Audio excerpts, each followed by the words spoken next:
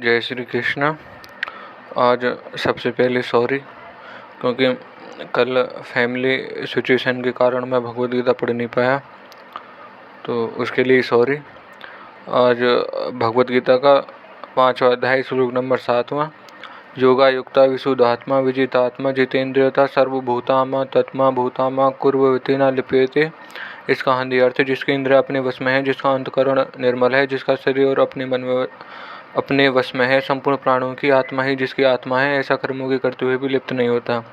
व्याख्या। इंद्रियां वश में होने का तात्पर्य है कि इंद्रियों का राग द्वेष से रहित होना। राग द्वेष से रहित होने पर इंद्रियों में मन को विचलित करने की शक्ति नहीं रहती। साधक उनको अपने मन के अनुकूल चाहे लगा सकता है। कर्मयोग के साधक के लिए इंद्रियों का वश में होना आवश्यक है। इसलिए भगवान कर्मयोग के प्रकरण में इंद्रियों को वश में करने की बात विशेष रूप से कहते हैं।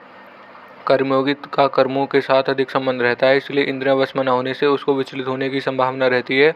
कर्मयोग के साधन में दूसरों के हित के लिए सेवा रूप से कर्तव्य कर्म करना आवश्यक है, जिसके लिए इंद्रियों का वश में होना बहुत जरूरी है। इंद्रिया वश में हुए बिना कर्मयोग का साधन होना कठिन है। अंतकरण की मलिनता में हेतु है संसार के पदार्थों का महत्व। जहाँ पदार्थों का महत्व रहता है वहीं उनकी कामनाएं रहती हैं। साधक निष्काम तभी होता है तब उनके अंतकरण में सांसारिक पदार्थों का महत्व नहीं रहता। जब तक पदार्थों का महत्व है तब तक वह निष्काम नहीं हो सकता। एक परमात्मा प्राप्ति की दृढ़ उद्देश्य होने के अंतकरण की जितनी जल्दी और जैसी शुद्धि होती है, उतनी जल्दी और वैसी शुद्धि किसी अनुष्ठान से नहीं होती। इसीलिए कर्मयोग एक उद्देश्य होने की जितनी महिमा है उतनी किसी की नहीं। कर्मयोग के शरीर के साथ सुख आराम का त्याग करने की बड़ी भारी आवश्यकता है। अगर शरीर से आलस्य प्रमाद होगा तो कर्मयोग का अनुष्ठान नहीं हो पाएगा। अतः यहाँ भगवान ने शरीर को वश में करने की बात कही है।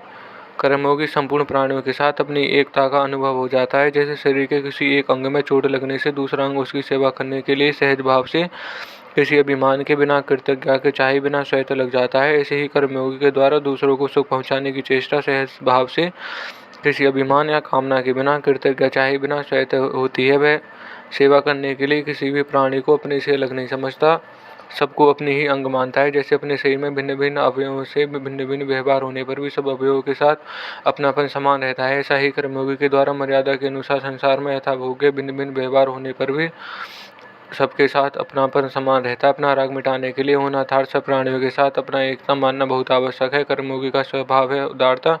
सर्वभूता तत्मता हुए बिना उदारता नहीं आती। क्रिया और पदार्थ के साथ हम निरंतर नहीं रह सकते, वे हमारे साथ निरंतर नहीं रह सकते। कारण है कि क्रिया और पदार्थ में निरंतर परिवर्तन होता है, पर हमारे में कभी परिवर्तन नहीं होता। इसलिए क्रिया और पदार्थ निरंतर हमारा त्याग कर रहे हैं।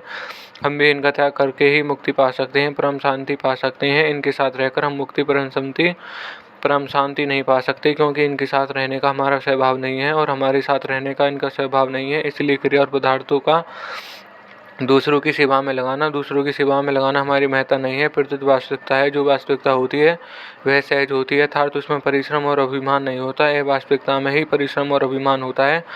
क्रिया और पदार्थ दूसरों की सेवा में तभी लग सकते हैं जब हमारी में उदारता आ जाए। हम ध्यान देने की बात है कि उदारता हमारा स्वरूप है, इसलिए उदारता ना तो धन खर्च करने की आवश्यकता है और ना परिश्रम करने की आवश्यकता केवल इस बात की है कि हम सुखी को देखकर प्रसन्न हो जाएं और दुखी को देखकर करुणित दयालु हो जाएं। हृदय में करुणा पैदा हो जाए कि सुखी कैसे हो, सुखी को देखकर ऐसा भाव हो जाए कि सभी सुखी हो जाएं और दुखी को देखकर ऐसा भाव हो जाए कि कोई दुखी ना रहे। भगवान भोग संग्रह को साधन में बाधक बताया है। सुखी को देखकर प्रसन्न होने से भोग भोगने की इच्छा मिट जाती है, क्योंकि भोग भोगने में जो सुख मिलता है वह सुख हमें दूसरों को सुखी देकर विशेषता से मिल जाएगा, तो हमें भोग भोगने की आवश्यकता नहीं रहेगी। दुखी को देखकर दुखी होने से संग्रह करने की इच्छा मिट जाती है, क्योंकि अपना दुख मिटाने के लिए जिन वस्तुओं का हम संग्रह करते हैं और व्यय करते हैं वह स्वतः दूसरों का दुख दूर करने में लग जाएंगे। जैसे अपने पर कोई दुख आने की हम उसे दूर करने की चेष्टा करते हैं, ऐसे ही दूसरों की दुखी देखकर अपनी शक्ति के अनुसार अपना दुख दूर करने की चेष्टा होने लगेगी। प्रसन्नता और करुणा में एक विलक्षण रस है। वह रस क्रिया और पदार्थ से संबंध उच्छेद करके जीव को परमात्मा स्वरूप नित्य रस के साथ अभिन्न करा देता है। जितेंद्र, विशुद्धात्मा, विजात्मा और सर्वभूतात्मा, इन चार पूर्वोत्तक लक्षणों से युक्त जो कर्मयोगी है उसे ही योगा युक्त कहता है। साधन में स्वाभाविक प्रवृत्ति होने में कारण है कि उद्देश्य और रुचि में भिन्नता। तब तक अंतकरण में संसार का महत्व है, तब तक उद्देश्य और रुचि का संघर्ष प्राय मिटता नहीं है।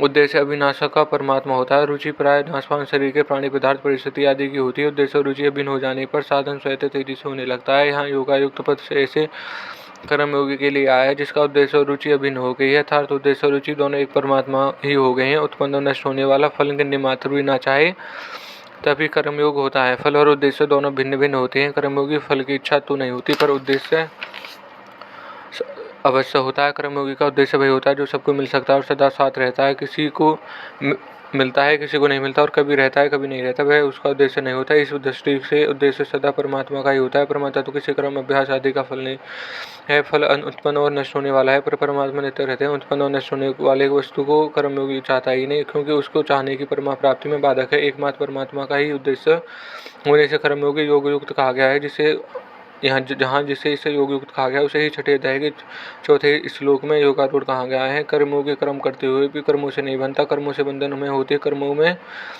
प्रति ममता, कर्मों में फल की इच्छा, कर्मजन्य सुख की इच्छा तथा उसका भोग और कर्तव्य अभिमान। सारांश के कर्मों से कुछ न कुछ पाने की इच्छा ही बंधन कारण में है। कन्नी मात्र भी पाने की इच्छा न होने के कारण कर्मयोगी कर्म करते हुए भी उनसे बनता नहीं, अर्थात उसमें अकर्म हो जाते हैं। सांख्य योगी तो गुणों तो में बरत रहे हैं, ऐसा मानकर कर्मों से नहीं बनता, पर कर्मयोगी परहित के लिए कर्म करते हुए भी कर्मों से नहीं बनता। केवल दूसरों के लिए कर्म करेंगे ये जाने से उसको कर्म में गुणित समर्थ की तरह हो जाते हैं। यहाँ अपी पद के एक भाव है कि कर्मयोगी कर्म करते समय तो निर्लिप्त है ही, कर्म ना करते समय भी वह निर्लिप्त है। उसका कर्म करने अथवा ना करने से कोई प्रयोजन नहीं रहता, वह सदा ही निर्लिप्त रहता है। तात्पर्य है कि सांख्ययोगी का जड़ता का त्याग करके चित्त में साथ अपनी एकता मान्यता है, और कर्मयोगी अपने कहलाने वाले शरीर मन इंद्रिय आदि की संसार के साथ एकता मानना है। अर्थात पदार्थ शरीर मन इंद्रिय आदि को, उनके क्रियाओं को अपनी नहीं मानता, किंतु उनको संसार के और संसार के लिए ही मानता है। कर्मयोगी जब पदार्थ मन बुद्धि आदि को और उनकी क्रियाओं को केवल संसार की मानता है, तो फिर उनके द्वारा किसी का हित हो गया, किसी को सुख पहुंचा, किसी का उपकार हो गया, तो मैंने किया, मेरे द्वारा ऐसा हुआ, ऐसा कैसे मान सकता है? नहीं मान सकता। इसलिए वह कर्म करता हुआ भी करता नहीं होता, अर्थात कर्म से लिप्त नहीं होता। परिशिष्ट भाव शरीर इंद्रिय और अंतकरण में संबंध विच्छेद होने के कारण जब कर्मयोगी संपूर्ण प्राणियों के साथ अपनी एकता का अनुभव हो जाता है, तब कर्म करते हुए भी उसमें कर्तापन नहीं रहता। कर्तापन न रहने से उसके द्वारा होने वाले कर्म बंधन कारक नहीं होते। संबंध कर्मों के होने के विषय में कर्मयोगी को बात कहकर अब भगवान आगे के 2 श्लोक में सांख्य योग को साधन की बात बता रहे हैं, और यह श्लोक यहीं समाप्त होता है। धन्यवाद।